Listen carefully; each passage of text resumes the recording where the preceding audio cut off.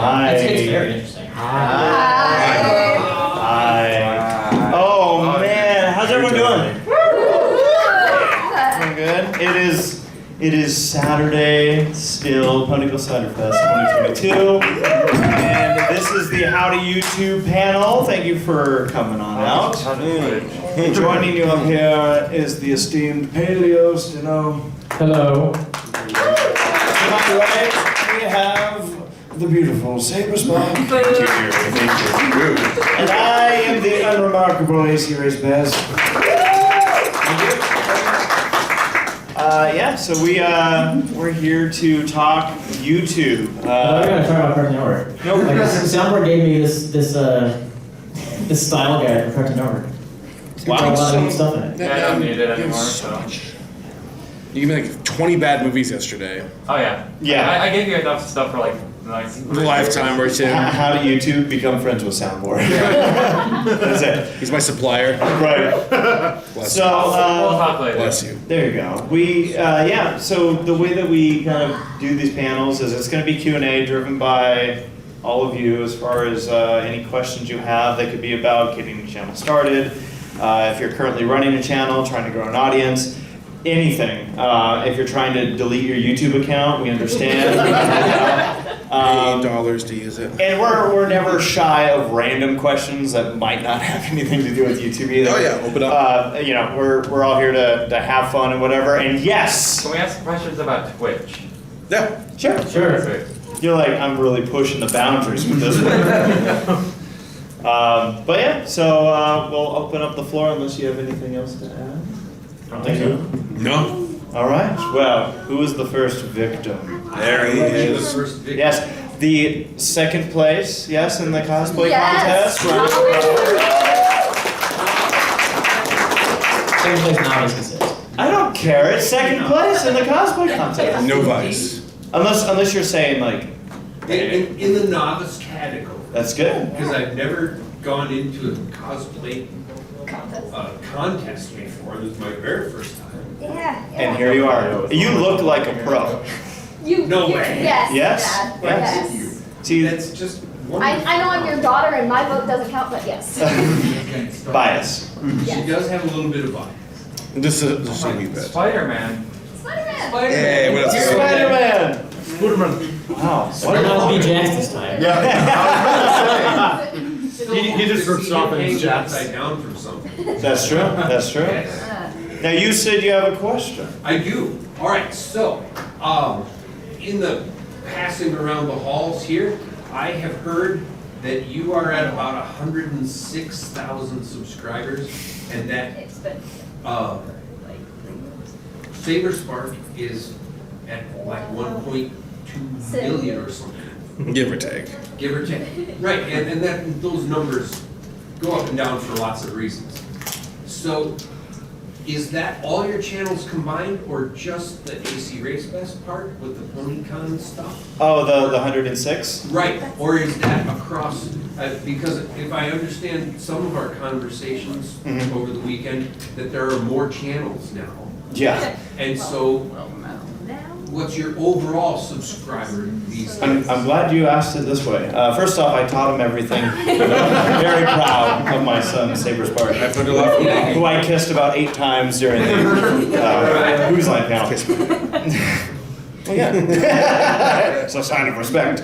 So I have the ACRacebest channel, as far as subscribers go, is what you would consider, I guess, the most successful. That's where I have the most subscribers. I also work on a racing channel called Low Budget TV, and there we're closing in on 40,000 subscribers, which I've been very impressed with that because that's very localized, and I always figured that would be more of a channel where it's like, it's for a much smaller audience, where like with the ACRacebest stuff, working with animation and shows that, can reach around the world, you have that reach as a content creator. With the racing stuff, I figured, because most of the stuff we do is in Southern California, it's going to be contained to that audience, but we've been able to not only expand our reach as far as what we cover throughout the year and across the country, But also, yeah, it's just people really love certain types of videos. Some gas leak in here. That was you. I was trying to ignore it, but I was Don't light a match. Right. Yeah, it was something So that channel's we've been very happy with its continued growth. And then we have the Ready Player Dumb channel. Yeah, which is the gaming channel with my wife, and that one's still in its very young infancy right now. It's got about 2.84K. Thank you. Well, there you go. I was gonna maybe like say 2.85, but you know that'd be no. But yeah, we have so we're still that one's still I call it young, but my idea with that channel is kind of the same approach we did with Low Budget TV, where it's like if we keep pumping out content, eventually it starts grabbing eyes from people that might not find a video that was posted a year ago till now. So, you know, we're just keeping with it, showing people that we have a consistent upload schedule with it, and, you know, we're having fun doing it. Like, that's number one. Number one, in my opinion, is if you're getting started with YouTube, it's got to be because you're enjoying what you're doing. You shouldn't get into YouTube, and this is kind of jumping into topics, but to say what I'm going to do on YouTube is I'm going to make a career. Go get it. I'm learning. Go get some water. I'll just keep talking about myself. And then. Can you give me some too? Oh yeah, it's right there. And then the last, I guess, YouTube channel that you could consider is a Semi-Perfect Podcast channel. That's where we host the Semi-Perfect Podcast. It's got Saber, it's got Paleo, it's got a number of our friends that join on there. So 4? Yes. Yeah. Now I don't necessarily. I wouldn't say I run the Semi-Perfect Podcast or the Ready Player Dumb. That credit goes to my wife Sarah. Like she's the one who's all about that production. Sarah. Even when she's not here, she can't get away from it. I love it. So yeah, no, but it's fun. It's interesting to watch how each channel reacts to uploads and kind of learning from that mode and seeing also like the successes of the two next to me and seeing what they've been able to do. It's been a long ride now with YouTube, and it's always interesting to see what works and in some cases what doesn't. So it's been fun. So I would like to just throw out a suggestion or two, perhaps. Yeah. I really enjoy a guy called Vice Grip Garage. I've seen that. You guys, yeah? Vice Grip Garage, and also another guy called Puddin's Fab Shop. Mm-hmm. Now these guys, Vice Grip Garage is totally into racing and doing kind of willet runs with cars and stuff like that. But there are many demo derby racing, you know, kind of characters out there on YouTube that have enormous audiences. Yeah. Have you considered collabing, perhaps, just to kind of boost your numbers a little bit? Collabing's fun.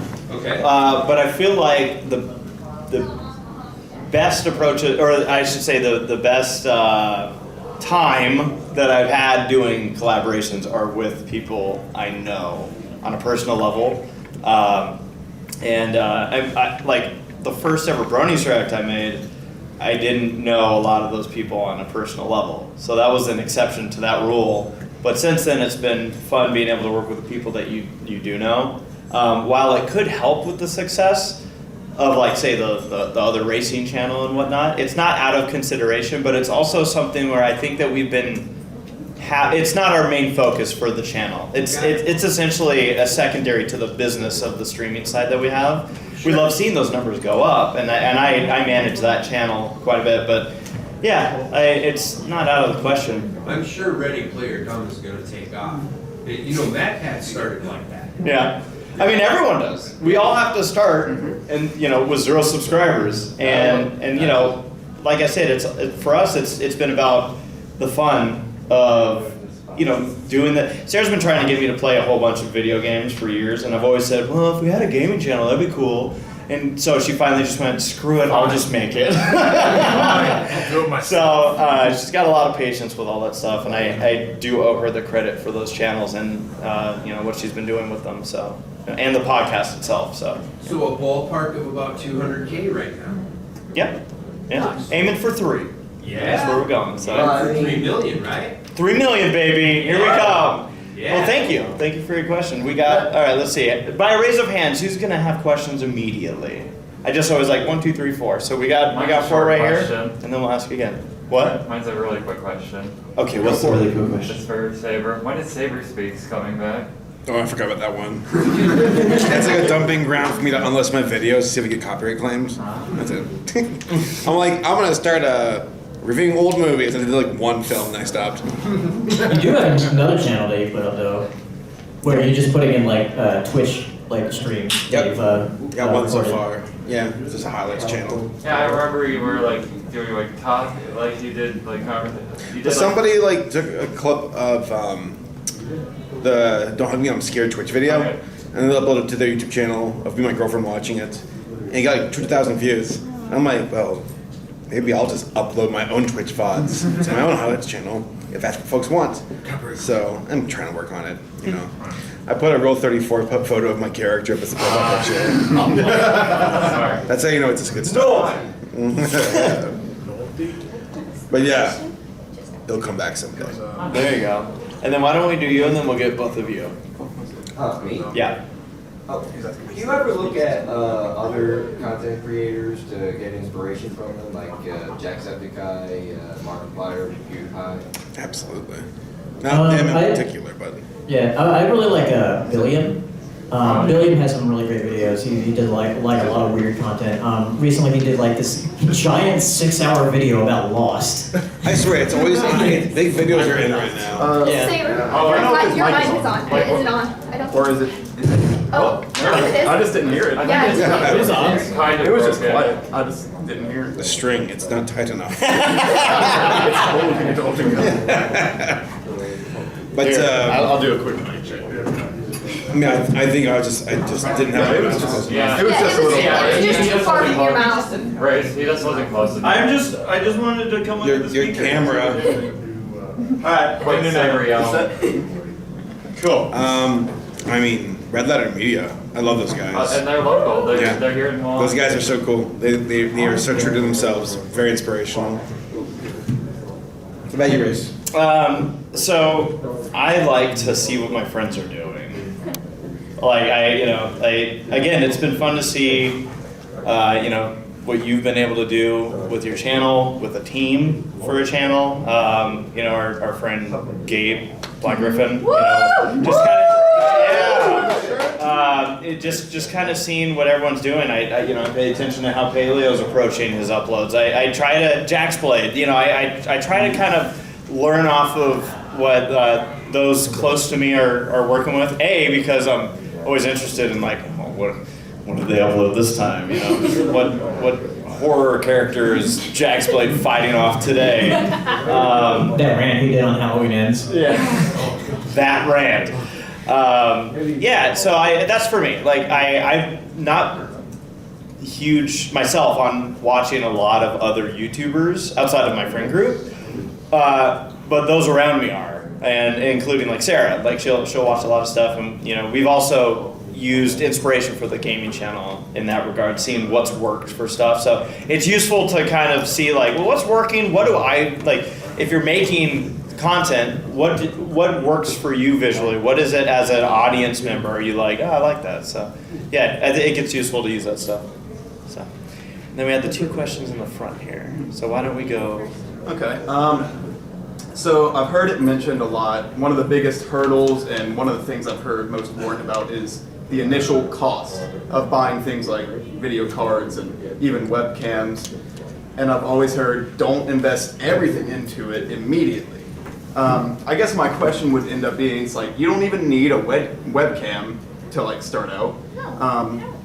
What do you think is a reasonable starting like equipment? Blue Yeti's your friend.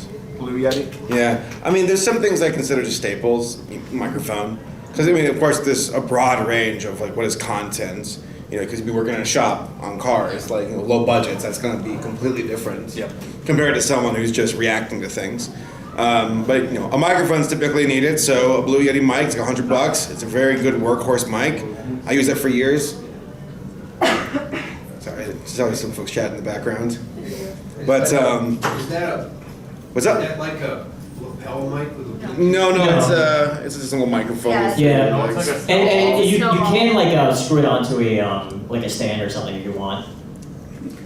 No, Bully is good. Yeah, yeah, go. I was gonna say like as far as like starting out with YouTube and stuff, like equipment's really not that important. Like the most important thing with YouTube is like title, thumbnail, and description. It's not even the video itself. Who cares? Yeah, because like you need a catchy title, like an eye-catching thumbnail, and like just all the keywords you can in the description. Tags don't matter anymore, really.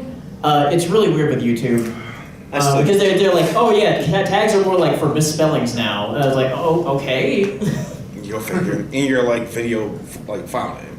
Yeah. Which was weird. I don't even know why that's even considered. I don't The know. file name. It's They don't like, even tell you, but it's important. Yeah. It's important. Yeah, but like these Yeah, two have said. like when you have your video, you're ready after editing it. Like what you include in the file name of that video, apparently YouTube digs into. What have you been? Don't you feel typing? lied to right now? You're like, what? Because I do like I've got these old file names or like the title, but like the name of the video is just like Mamma Mia. Right. Just that. No, I didn't know until some folks told me, and apparently that YouTube looks into that for like looking for data. I do like Mamma Mia. that's the video. I like your Mario trailer reaction. No, it's very much kind of as far as the equipment goes. Like they said, like there's actually a lot of other stuff that goes into it, but as far as audio and video, you're going to want. I feel like the aim is good. It doesn't have to be great. It doesn't have to be immaculate. But you want, if it's going to be audio centric, you want the audio to sound good. That's where the Blue Yeti comes in. Yep. If you're going to be doing video, you know, in this day and age, you're going to want it. It needs to be, I would say, in HD.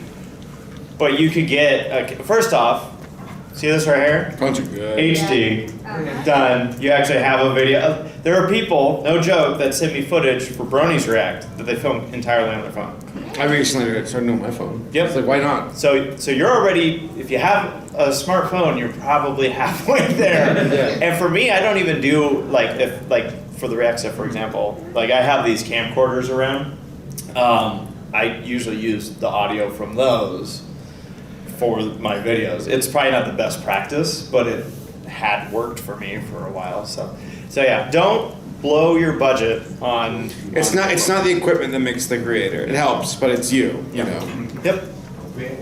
I just want to throw in on that same vein, there is a YouTuber called Wander Hussey, and she works out in the Las Vegas area and just kind of roams around the desert and films crazy places, you know, whatever, scenery and whatever, and has stories about these abandoned places. But she does everything with her iPhone. The uploads, the editing, everything, and it's all on one iPhone.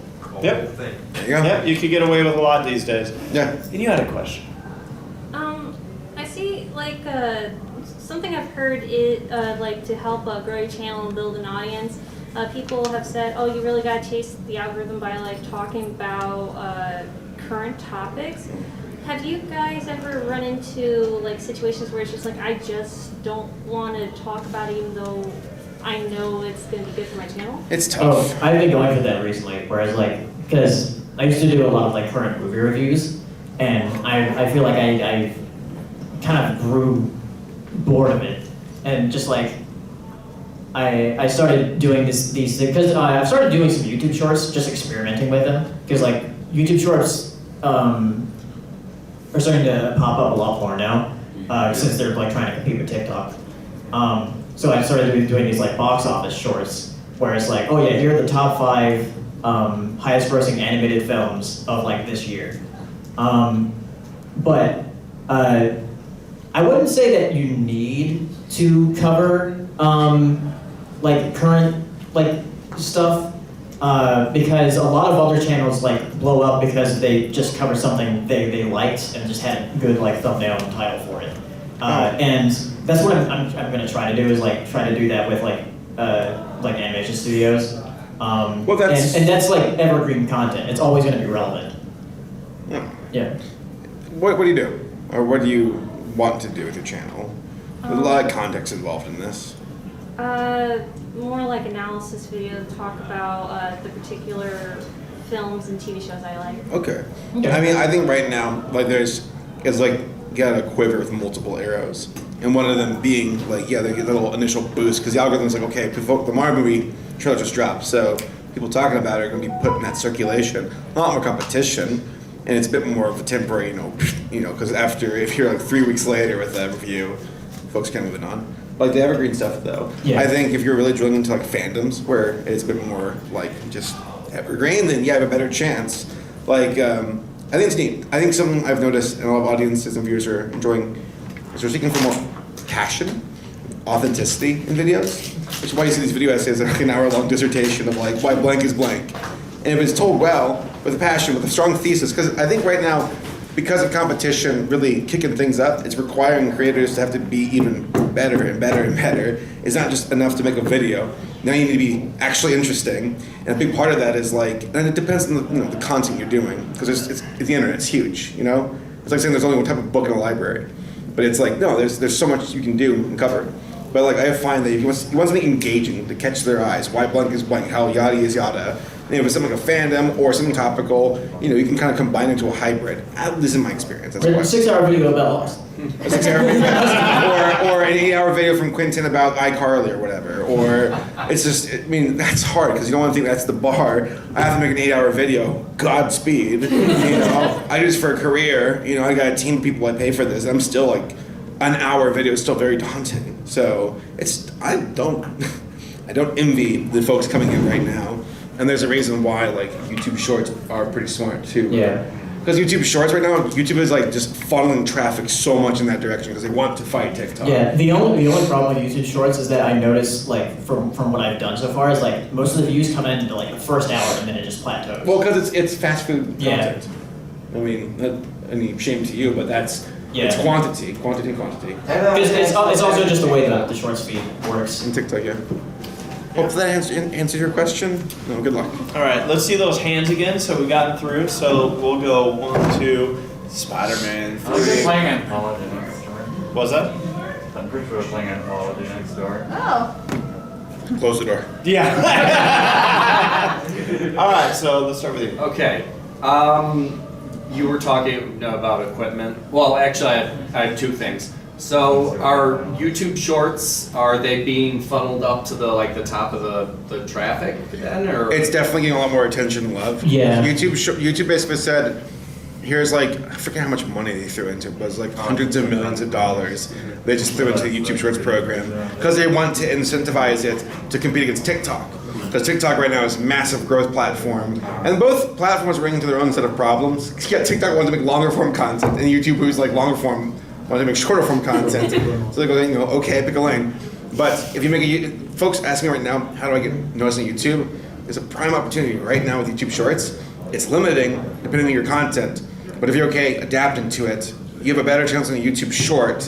Initially, you need to find a hybrid, like a formula, where you can kind of use a little bit of this ingredient, a little bit of this ingredient. But YouTube Shorts are, if you're looking for potential, it's there right now. And to back it up too with the YouTube Shorts, I've mentioned his name a few times, but the guy I do Low Budget TV with, Tommy, his wife, Tommy, his wife, Shayla, she's got a gaming channel that she's working on, and she's been trying to do everything that she can in regards to, bettering her channel, getting involved where she can, and they had like some like YouTube, I don't know even what it was, but she was invited to some like YouTube dinner thing where they like basically that people like could come out to and basically have YouTube be like, good job, now here's what we need you to do. Well, Gabe got something in the mail recently for his YouTube Shorts. Did he? Yeah. Well, okay, so because I was going to mention, that's where, when she was there, the YouTube was talking. Mr. YouTube. Mr. YouTube was telling them about, This is YouTube, right? this is, if you're looking to grow your channel, the YouTube short route is the way to go. And it's so funny because I'm very traditional. So I'm like, I don't do YouTube shorts. No, I got to make my videos look this way. And Because I mean, a big part of it is knowing your audience. So if you're new, then you have an explosive audience here at your fingertips. While for like an old guard like us, it's like most of our viewers are accustomed to, so it's a bit more difficult. Yeah, I've lost a few because of the YouTube Shorts, but it's not like drastic. yeah, I unsubscribed. The thing is with YouTube Shorts is that it pushes out your content to more people who are not subscribed to your channel, rather than the people who are. Because there's some YouTube shorts that just blow up. It's a numbers game too. So don't think one YouTube short per week's enough. You have to do it almost like every single day. So it's competitive, but I mean there's potential there. Yep. Okay. Second thing, have you found a phone holder that doesn't slip, that actually works well? I don't really use a phone holder. You mean like for a mount or something, or? Yeah, like in my things, I mount my phone above my camera, and I have problems with the phone slipping. My buddy Tom has one, and it's just a little clamp, and that's it. It seems simple enough. I wish I knew what it was, but I've seen it before, and it's pretty good. All right. So I guess they're out there. I just want to comment while you guys are on this subject. There's a guy called Joe Scott. Maybe you guys know him. On YouTube, and he did all the math on the difference between shorts and what he regularly does. He regularly does a once a week, about 20-minute thing, and he wanted to play around with this shorts thing. He got his popularity right around COVID, right around that time, when his channel really went crazy.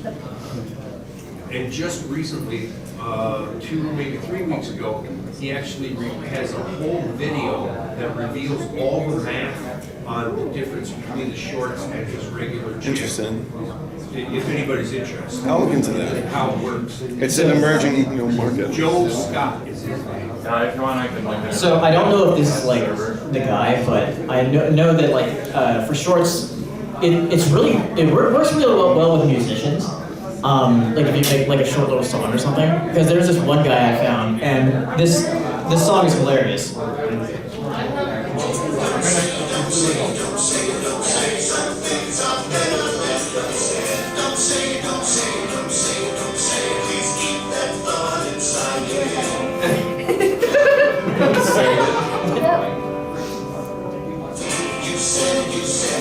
Is that Amy Larson?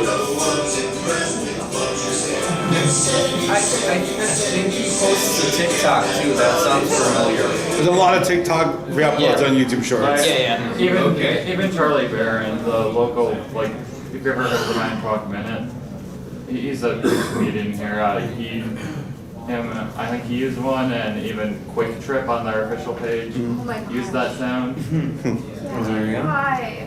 And then we had yes. Yeah, so I know that you were talking about starting the gaming channel, and all of you kind of touch on, content that you don't own, like video games and like My Little Pony, the show. So I'm kind of wondering, from like the perspective of somebody who's like coming into YouTube, I'm kind of wondering like what the legal situation you want me to is with put that like up? touching these different things, like.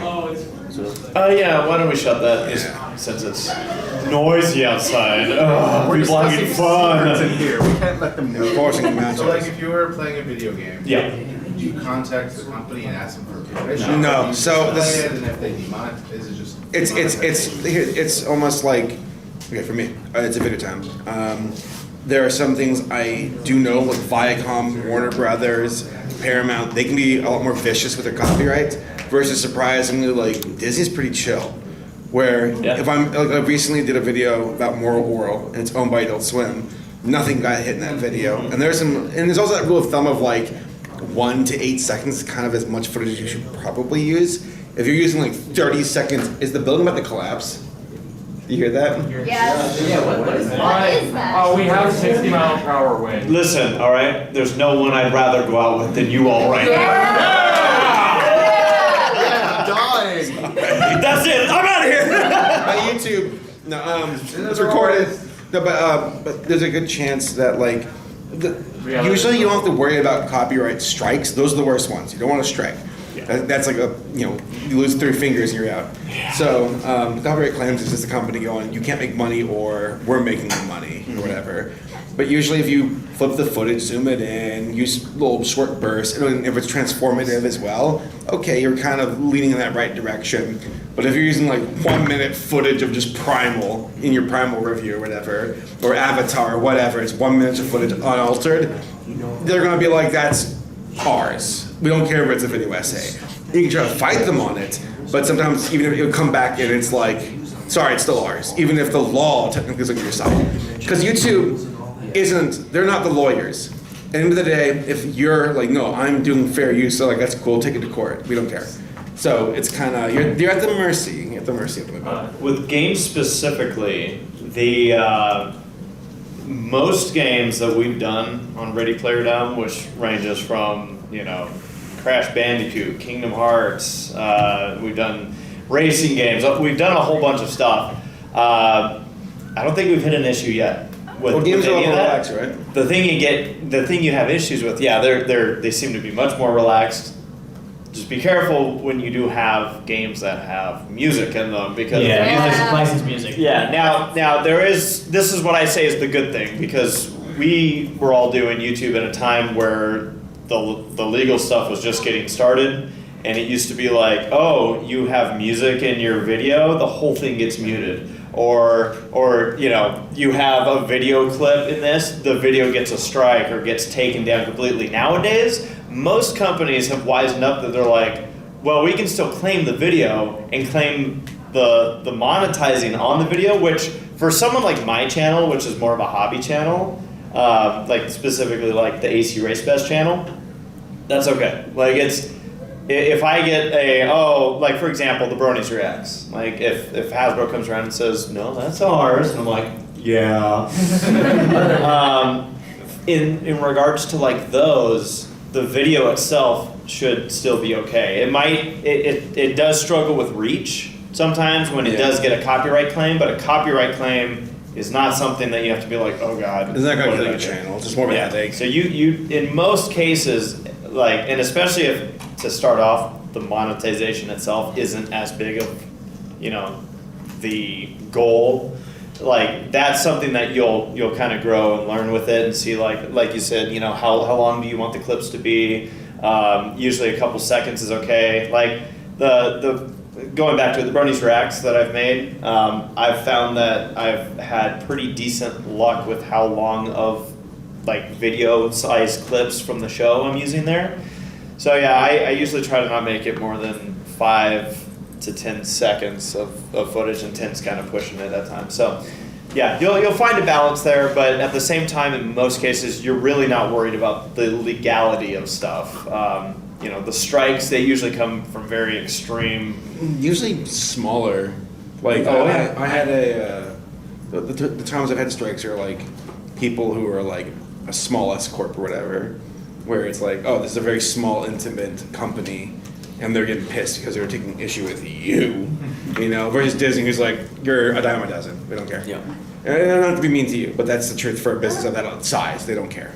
Unless you're re-uploading Hocus Pocus 2, and it's, but it would do that. One last note on Disney is, I filmed a whole, like, I'll say Bronies React style react, but it was just Sarah and I to the Chip and Dale movie that came out on Disney Plus. Yeah. And we didn't have any issues. They don't with care. that. Disney's surprisingly relaxed. Go figure, right? Like, But the Disney lawyer is knocking, doors or whatever. The one recently that I heard was there was that Kingdom Hearts cartoon animatic that was uploaded to. With that, Disney themselves contacted him. Well, I think it's a friend of his. Disney told a friend who worked at Disney, tell him to take it down, please. Disney's telling friends of friends, hey, can you tell them? Tell your cousin. But Disney, that's their thing. Now that he's uploaded it, it's no longer lost media, and he's actually selling prints for it. Well, it goes to show you, they'd rather give you a tacit, not tacit, but hey, take it down. That's it. They almost flex their muscles, and that's But not to mention, since it's already online, The second it was Yeah, there's premiere. probably like 12 billion reasons. I mean, I I have one last note on the I did not. strike. If you have a YouTube channel and you get a strike, it usually comes with an email where that strike is from. yes, It is context. It is worth contacting that email and just asking them, what can I do to get rid of the strike? They can be surprisingly diplomatic sometimes, or your worst enemy. I've had success with it on other channels. You know the Globgo Gabgalab dude? Oh, Yeah. Yeah, he gave me a copyright strike. That was cool. Yeah. So All right, we question. had, I think Spider-Man was. Really quick. Yep. Very good. Very quickly. Does a lot of this advice apply to music as well? Music's a different animal. It is. It's licensing. Our buddy Gabe, Black Griffin, has made videos that have gotten like 100 million views, and he's made like $100 in his videos because these music companies are like money, and then they just take all of it from you. So it's vicious. Yeah, for music that he makes. The covers. When you play video games, always turn the music off. I actually don't. Certain video games have like, I think they call it like streamer friendly now. They usually. But it's just We- monitoring. We just played a game on our channel called The Quarry, and it has that, and people are like, oh, you could have used this, and then someone else showed up and they're like, funny enough, they had the option, but the music they used for it was also copyrighted. So it didn't make a difference, but yeah, pay attention to that too if you're doing the game. I hope that helps. Decent Creek. Spider-Man. Yes. So this is for ACRacebest. Obviously, as I was informed earlier, you have a racing channel, and obviously, as a NASCAR fan myself, I do appreciate that. But so two kind of small questions related to that channel. One, have you ever attended any races in person, like vlogging your experience during the event? And two, did you ever cover iRacing? Because during COVID, there was like a big boom in that service.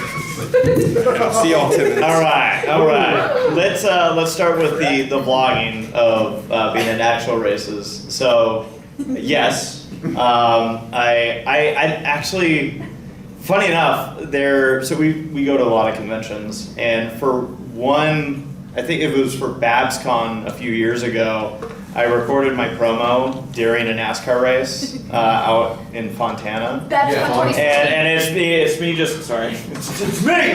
With just subtitles as the cars are going by and you can't hear what I'm saying, and I'm excitedly explaining what I'm doing. And it's funny because the people behind me were getting into it, you know, they're like, what's he doing? So yes, and I'm still actively, I was gonna say, and then with the iRacing stuff. So, going back to Ready Player Dumb, we also have a Twitch channel, and just about every week we have a night where we are streaming iRacing. Is Bowden in here? Bowden's on. What is iRacing? What is iRacing? So iRacing is a racing simulator. Brilliant! Simulator. They know that it's not a The next step. So it's a racing simulator. You could look at it as it's a racing video game, but it touts Like itself. Need for Speed, but more realistic. It's so, like, for example, using like NASCAR or F1 or IndyCar as, you know, any tracks that they run at, these tracks are scanned, they have tire models in there, the aerodynamics are in there, like everything's built in there to be used by actual competitors to utilize it as a tool. But they were like, hey, we can just have a bunch of people sign up and everyone racing it. It basically was a successor to an older game called NASCAR Racing 2003. Woo! Yeah! Make some noise! So yeah, if you're familiar, or no, you asked the iRacing question. But yes, we do. Like I said, just about weekly, we get on there, stream it live. We usually do about 3 hours worth, 2 or 3 hours worth, and then I compile the monthly highlights. And those are on our Ready Player Dumb channel. And so there you can just see all the stupid things that we do. Or the glitches in the game. The glitches in the game. I mean, we've done some really stupid stuff. And you can see it there, so. Well, what's your oval license? Like, is it A or? Oh, well, I'm an A myself, so. Oh. I mean, I don't know what your iRate rating is, because Not very mine's good. like at the. I think it's Sorry. 950. It's definitely like in the upper 900 range. Is it? Yeah. I think I'm in the 18. Okay, I got a lot of grinding. You got this. If I can do it, there is no doubt anyone can do it. Yeah, hopefully at least I can run into you. I build up my I like that this is what the How to YouTube channel. But yes, thank you. It's like a progression. Thank you for asking, and who knew Spider-Man was, look at that. I got a lot in common. The shaking is the windows. Can you just stand there and hold it? I think that would probably be anti-productive because then it would be more. Okay. Now I think we had that question there, and then we had the question here, and then we'll do another round of hand raising. Do you know what time we're going to? 10 minutes. Then we're out. We got 10 minutes. You have a buffer too. We have a buffer. We have a buffer. That's why we started. Yeah. All right. We Question. got 20 minutes. We'll call it 20. For channels that have been around a while, how do you balance trying new ideas versus giving people more of what they came for initially? Oh, didn't you start out as brownie? Yes, I did. We all thank you for asking. We all. Sorry, I just knew he went from brony to What? never talking about it again. Well, he also is a race. You drive it. You did do it. Like all of you, Yes. except for Brony's Rag, you all seem like kind of drop ponies, except for. Bunch of losers next to No, I did a video on the G5 thing. So did I. So did I. Look at that. Oh, well, wait, is the window shaking again? No, we're good. And so as far as like for me, for my side of it, I think I have it easier because for YouTube, it's not something that I rely on for an income. It's something that I could do, like I do whatever I want with my channel. And it does reflect, like not every video is, a bronies react that is having the success of those, but I'm okay with that. I upload stuff that I like to look back on. It's kind of me almost utilizing it as just a place to be like, all right, let's throw something on. And so yeah, that's my approach with it. That said, for me, I have very little worry in that regard of I want to try something different, I'll just do it. Whether it's racing videos on the ACRacebest channel to help promote low budget TV, or something that may be more gaming related to Pro Ready Player Dumb, or me just vlogging while camping or at a racetrack or at a convention.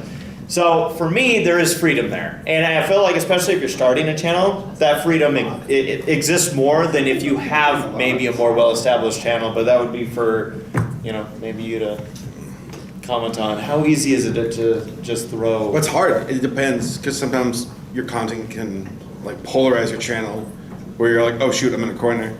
How do I get out of this? And I mean, sometimes there is no way out. But in other moments, it's like, okay, you can adapt. It's tough because you do it for you, you're doing it for them, you do it for both. For me, it's like I ask myself, okay, what's like the natural like succession, or not succession necessarily, but like, okay, if folks like my animated videos, then maybe I can segue over to anime or video games and kind of do a little bit of both, because you don't want to scare your audience. But you also don't want to be like cutting yourself off to just one option, because eventually it will like erode and you'll get fatigue. So it's hard. It's a bit of a balancing act. But introduce little bits, test it out. And maybe you can introduce a brand new, like another arrow to the quiver. I used that example earlier, but that's what I've done. I did the pony stuff. My channel kind of was just dormant for about like half a year, and I'm like, yeah, well, I'll just do a video about like animation in general. If people who watch ponies, I'm pretty sure like animation, that was correct. And it basically launched me from a stagnant 60,000 to 1.6 million. So it worked. It worked. Speaking of video games, when's your next video? Let me get back to you on that. It's a bit complicated. Just like our relationship. And then we had Okay, so Paleo, what do you got to say about that? What? Your father's. Just kind of the same sentiment that Saber had, as far as like, because like what I did after the pony stuff is that I created a new channel, because like my old channel had like a bunch of copyright strikes on it, so I just had to create a new channel. So I just started doing like stuff about cartoons and movies and stuff, and then started to lean more towards animation. So it's similar to what Saber did. So, Twitch and YouTube are two very different things, and you grow your audience a different way. How do you grow on Twitch? I have been at 31 followers. It's very hard. I've been 31 followers for. Which is super competitive. Twitch is, it seems, from what I've seen, Twitch honestly boils down to luck. Well, Yeah. it's like, what is it now? Like a fraction of the top percent basically have all of the viewers. And then there's the fact that a lot of the top streamers are leaving now since Twitch is taking like all the money. Yeah. Now's our chance. It's weird because like there's this pony YouTuber I follow called Phoenix Redtail, and I was talking to her and she was saying like if you ever feel bad about like your viewership on Twitch, because like my viewership on Twitch is like very small compared to what I have on YouTube. And she said, well, you're still in the top 2%. And I was like, but I only have like 5 viewers average. Like, that's the top 2%? Right. Like, I was able to, I'm trying to do more Twitch streams. And I've been able to crack over 500 per session, sometimes 1,000. And people were like, that's like in the top percent. Which then goes to show, like, well, it's like the equivalent of like being middle class compared to Elon, where it's like, oh, got it. Like there's just that big of a divide where all the other viewers are watching like QXC or whatever.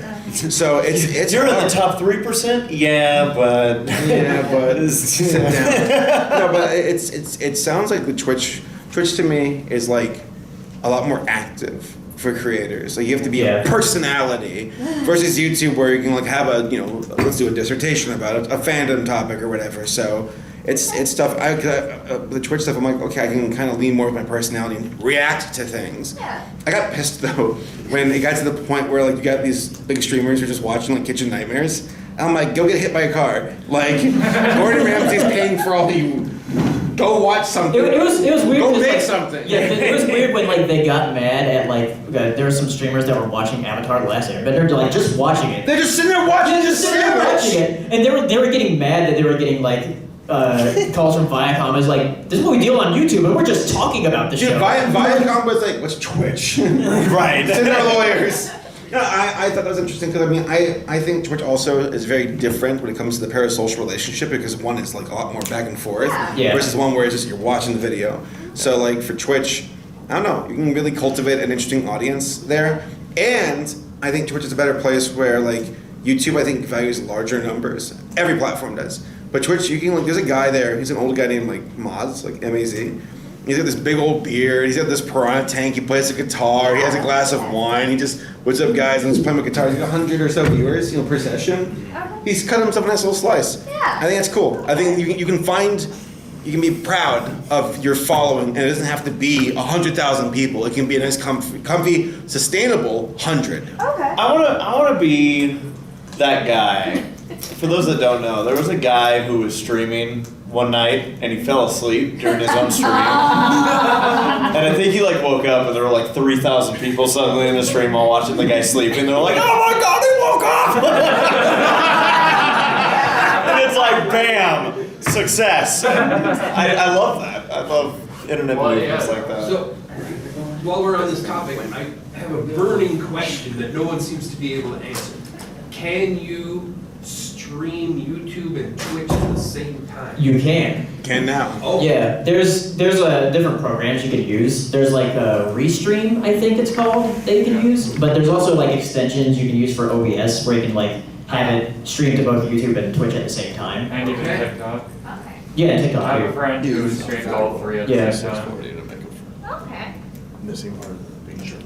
But, and for the panel, we have until basically 7 if you need that. Oh, we do? Because the next panel doesn't start until 7. Oh yeah, no, we're gonna go to 6:40 for this one, so get another 10 minutes in. So let's see a raise of hands again, just so we have an idea. 1, 2, 3, 4, 5, 6, Get some more water here. So you haven't asked a question yet, so let's start with I have somebody else go first, I still try to me. Sure. Come with something, but- You're like, I know I'm gonna have a question. Okay. I just need to think how to weave this in. Okay, let's see here. Let me see those hands again, guys. Thank you. All right, Omega. All right. So this is kind of touching on the Twitch and YouTube thing a little bit. Please correct me if I'm wrong. I remember hearing this pretty recently. For new Twitch users, the way it used to work was the split on pay was 70% for the streamer, 30% to Twitch. Apparently they're doing away with that, and it's now going to be a 50-50 for new ones. It's some new cut that's a lot more in favor of Amazon. Yeah, and that's why And so- people like Ludwig and stuff. Even though there's still obviously benefits to having two different platforms, like your Twitch advertises your YouTube and your YouTube can advertise your Twitch, would you still say it's worth streaming on Twitch over YouTube? Because YouTube, from what I understand, still does the 70-30. Well, the thing is, like, with the 70-30, that's only for, like, super chats and memberships. For, like, ads and stuff on YouTube, it's like 55-45. And that's kind of the same the way it's, like, been on Twitch for a long time. I'm not sure what it is about, like, the subscribers on Twitch, because it's weird, like, talking about subscribers on YouTube and Twitch, because, like, Twitch subscribers are like, oh, yeah, those are paid subscribers. Whereas, like, YouTube subscribers are like, oh yeah, they're subscribed. You can just do that for free. But then YouTube also has memberships. Because they can't call them subscribers. Oh. And not that you'd have to worry about it starting out. I heard they actually introduced like a sort of, I'd almost call it like a tax bracket almost thing, where people that are really high up, they take a higher percentage of their money. Which obviously, if you're starting out, you don't gotta worry. Twitch. You don't gotta worry about that if you're starting out, but all that stuff just sounded really interesting. I think it's tougher to get, well, I don't know, to me, I think Twitch has a cooler culture, which has not without its problems, versus YouTube streaming where I'm like, you feel a bit more sterile to me, but it sounds like YouTube's starting to gain traction because Twitch is just being stupid, but sometimes that's enough to kindle like a movement, so we'll see. And then we'll go back to you. Especially with having to put out content regularly, how do you guys deal with times where you just feel out of ideas, or like, I guess I could talk about this, but I'm not excited, or I don't feel like it actually? Oh, I've been feeling like that like all year. Burnout? I mean, I guess a kind of burnout, but just like, not necessarily, oh, I'm tired of doing it, it's just like, I can't figure out anything to do next. Yeah, it's been hard this year for me in particular. It's, you're human, and there are so many creators who fire on all cylinders, and it's just so, there's something about us as a species where we just measure our own shortcomings to someone who is just killing it, not realizing that they also feel their own hardships and they've been through the exact same thing. It's the entire thing of measuring our worst days to what's being presented via social media as the best day. And you think that best day is a status quo, it's every day. It's not. And it's tough because like you will feel that burnout. And that's okay.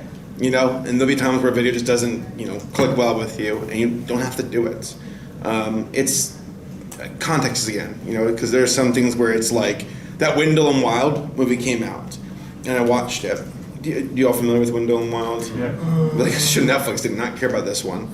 But it was a stop motion film Jordan Peele helped to produce with Henry Selick, the guy who directed The Nightmare Before Christmas, directed. And I watched it and I'm like, nah, I'm not feeling this one. I don't want to do a review. I could, but I don't want to. It's fine. That was more of just a preference versus something where it's like, man, I really want to do this topic, but I don't know how. Like, I'm going to do a video, I'm still working on it, and hopefully it'll come out this December, about this Jehovah's Witnesses cartoon. And that one has been a journey.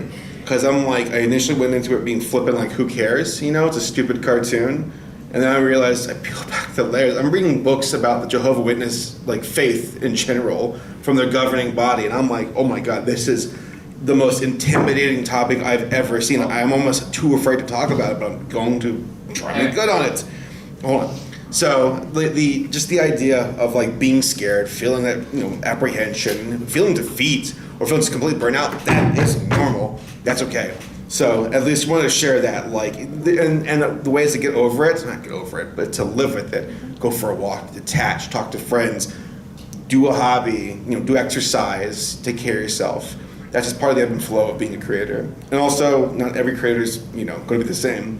Because you have the ones who just go hard for like a month and then burn out. And the other ones who are like, it's a bit more consistent, good week, bad week, good week, bad week. So there's a lot of subjective, territory to feel. I hope I'm helping with my answer, but burnout's real, so don't feel bad about it. And also, if something, the topic, you're like, I can't digest this, that's okay. There's always the next one. All right. It's been on my mind a lot. I've been thinking about this a lot. Was it a good answer? Yeah, thank you. Thank you. Round of applause for that I do something I want to add on to that. The fact that, like, especially with the YouTube culture, a lot more recently, I have been seeing a lot more creators like, taking like breaks, like maybe a month or two long, and the It's audience tough. is being like, and like yes, it does hurt like the revenue stream, but YouTube hurt you. but I do see like the audience like nowadays being like, yeah, take your time, do what you need to do. That's lovely. But YouTube, you can't ignore. That's the hard truth. Because Yeah. YouTube will pay attention, and there is YouTube jail, where if your channel's inactive for long enough, they go, get out of line then. Any preference we were going to give you that you had has been forfeited for someone else who will gladly do the work, because here's the sad truth, for us with YouTube, we're a means to an end, and we are replaceable. You know, I hate to say it, even Markiplier is replaceable. He's one of a kind, which sounds kind of like, well, that doesn't make sense, but it's true. Because YouTube's like, Markiplier can only go for so long until he, for one reason or another, will either retire or something, and then someone will take his place, because we run a business and we keep going and going and going. So a small creator takes 3 months off. I mean, you've got like Internet Historian who can like come back as his fan base is viciously active and supportive. That's an exception. But I'm just cautioning you all. I'm not trying to sound like the harbinger of death here, but like, you have to be pretty good with follow through, because if you go idle for too long, YouTube will go, get out. Can you get out of that? Yes, you can, by really just. Oh, sorry. I mean, you can, and sometimes it's tough because I keep saying it's tough. That's the YouTube panel. It's going to be defined by that. It's tough. You can, but you have to come in swinging and really push hard and strike when the iron's hot and show them that you mean it. Because I've seen channels go quiet and they return, but they just click with something, but the algorithm's like, you're back? Okay, get to it then, get back to the content mines. So, Thank you. no problem. Have y'all had any problems with those damn COPPA laws, like made for kid content?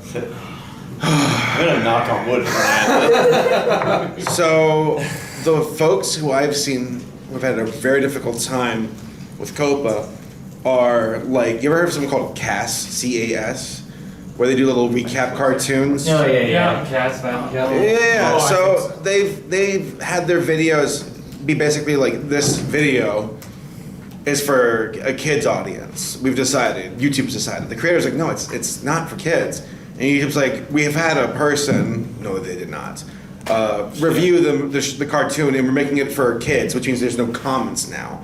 And I love it because the cast person will just flat out be like, okay, well, I'm gonna put a cartoon character at the very start getting their brains blown out by a gun. Just to make it abundantly clear it's not for kids. And then YouTube like still makes it for kids. Which goes to show that it's a bot reviewing this stuff, not a human. I don't know why YouTube lies. We had one of our human creatures review this. It's like, I don't think you did, Yes. Thing with that, I remember that Tridashy broke the system with that. It both had a video that was both like COPPA locked and 18 plus restricted. What the hell? Did a black hole? This video just Is that a good answer? For me, no, thank God. I get more in trouble from the adults. I'm like, that's dirty, Yeah, because I've seen a lot of creators nowadays, they put like a warning at the beginning of their videos, because I watch some content that can be in a way made for kids, but it's not made for kids. And what they do nowadays is they put a warning at the beginning of their video, something like, this video is made for, general audiences and adults, now fuck off and enjoy it. It's weird because YouTube got in trouble because they've been stealing data from kids for a very long time. And then like state legislation in New York wised up to it. And they kind of are like, you can't be doing that, Google. And Google's like, sorry. They're like, we're suing you for $10 million. Like, oh no. Like $10 billion off the table. Right. But yeah, that's the ramifications you're seeing. It's interesting. So we're gonna keep hammering through. You remembered your question? No, I haven't. All right. So basically, this recommendation actually kind of goes into my question. We were talking about like racing YouTubers earlier. There's actually one channel I actually recommend watching that kind of goes with what I'm saying. It's called V2Vids. it's actually it's this monster truck driver who actually owns a YouTube channel who actually shows the behind the scenes workings of like the industry and all that stuff and how he runs his own things and all that stuff in the monster truck world. Yeah. And basically when he started, and basically before this whole, and there was this one video that actually catapulted his subscribers from 75,000-ish to like 117,000 in like a week. Because I don't know if you guys are familiar with the YouTube channel guy, Demolition Ranch. Yeah. He has like 5 something million, 6, 7 something million subscribers. He actually had him drive his truck in an event, post a video on it, and his like subscribers just skyrocketed from there. Yeah. So basically the idea of that is that, do you think like support from like a bigger YouTuber for a smaller YouTuber can help in the long run, or do you think there's only so much you can do with that? It's Kindle, you know? A nice little explosive start. It depends on the synergy of the channels too, because if they're different channels, you know, not so much, but if it's car. I've had the car faith. Sounds like a different car. But like, I feel like car action, but I mean, you know. Yeah. Car fans typically, your passions run high. Yeah, no, it does. In fact, I'll even use even on the gaming side, I've seen people, it's not going to be what defines the channel for someone. But if you're just getting started and let's say you have 500 subscribers and doing something with another YouTuber that gets you to 5,000, that's a big jump. That is a big starting point. Like every 1,000 that you're hitting, especially early on with a channel, it's massive. So just getting those eyeballs on your channel, some of the hardest parts of YouTube is getting started and just getting eyes on your channel in the first place. So yes, if you're able to, if you know somebody who's like, hey, a Twitch rate, you know, you might keep like maybe 1/10 if you're lucky of a raid. That's still better than the 1/10 that wasn't there before. Yeah. Yep. So yeah.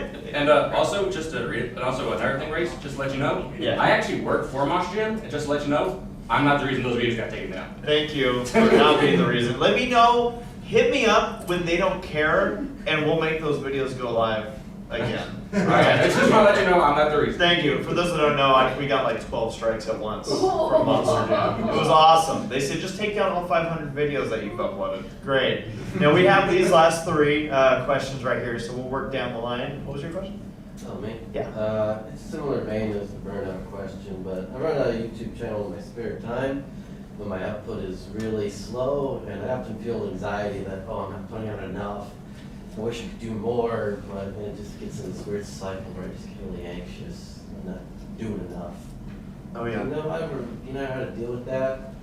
It's, okay, so for me, because I've been there with knowing I gotta get working on, like, say a big thing like Brony's React, where there's something that's been sitting, that I need to get working on with any project. I've been there. I know the feeling. It's like, oh god, and it only just now it's starting to stress me out. What the heck? Maybe this sounds oversimplified, but literally for me, it's starting to work on it. There's something that feels very good, and teach their own. But like start on paper, just start writing. Even if it's not good, you started. And there's something in the brain that's like, you began a journey, and now it's easier to continue it. And it's like with anything in life, that first step is the hardest. But just get that first step out of the way, okay, next one won't be as hard.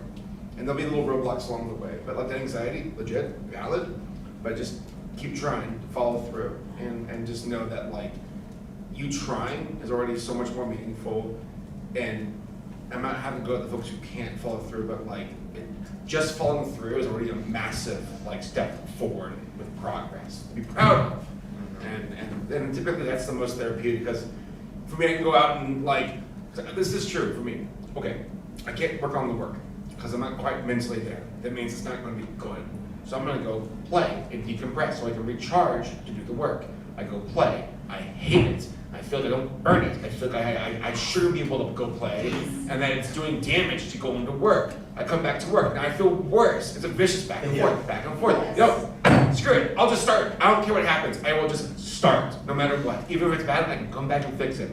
Just start. And then there's some chemicals in your brain that goes, you just started. It feels good. Thank you so much. Yeah, of course. Good luck to you. Yeah. Yes? Yeah. So I was wondering, aside from like, just putting out a video, good thumbnail, good title, and maybe even like you choose your topic of video that's along the lines of something that's currently popular to like, get on the trend. Aside from things like that, like what other things do you do to help like promote your channel and videos? Maybe outside of just like posting the videos, like social media. Or across. I'm sorry. Yeah. Using other social media platforms, Twitter, well, for now. For now. Our buddy Tumblr. I love this. Our buddy Jim did this more like guerrilla tactic, where he lives in New York and he has this little just stickers of his character with his YouTube handle, just like a band sticker, putting on like rest stops and stop signs and stuff. That's kind of cool. That's kind of old school vintage. But cross promoting on other platforms works. If you're just getting started, especially, or you feel like you're in a spot where it's like I'm just trying to get people, as an audience. Let's say you're making My Little Pony content, for example. Maybe find a few forums where there's people who are fans of My Little Pony. Gee, I wonder where we're gonna find those. I've had people walk around the conventions handing out little business cards with their YouTube channels on it, and that actually does work because people will be like, oh, hey, I even met this person, so they're already going to feel a little bit more like that. There's no limit to how you can promote your channel, whether it's in person with stickers in New York subways, word of mouth, and then your regular platforms. Like we said, Twitter has been a good one. We'll see what happens with it. But Tumblr is back. Tumblr reversed that one change. I've heard rumors it's not confirmed. It's not completely like changed. Yeah. But Okay, so you can show boobs now, but you can't show sexual acts. That's LinkedIn? Yeah, no.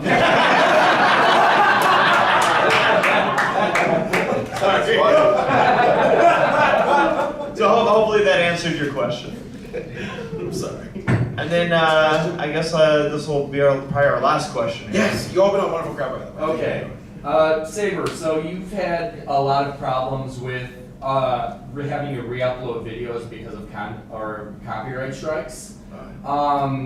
So why doesn't the system automatically flag all the copyright strikes instead of just, Copyright strikes are a bit more particular. It's like they take it off of autopilot and they're taking the controls manually to blow you up. Right. Young man.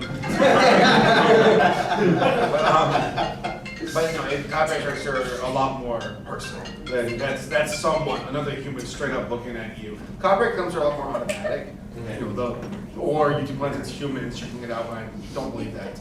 Copyright strikes, that's a human. Sorry. Or a group of humans. You're a mermaid! King Triton. Who are, that's a lot more personal. Great scout. And typically either, what's in a copyright strike, the second one came right afterwards. And I'm like, oh shit, I'm on eggshells because if I get 3, I'm out. Yeah. And that's because I have a YouTube network that doesn't really, I don't really need them that much, but they do have an N at YouTube, someone on the horn. Yeah. Just having that connection, that's worth it for me.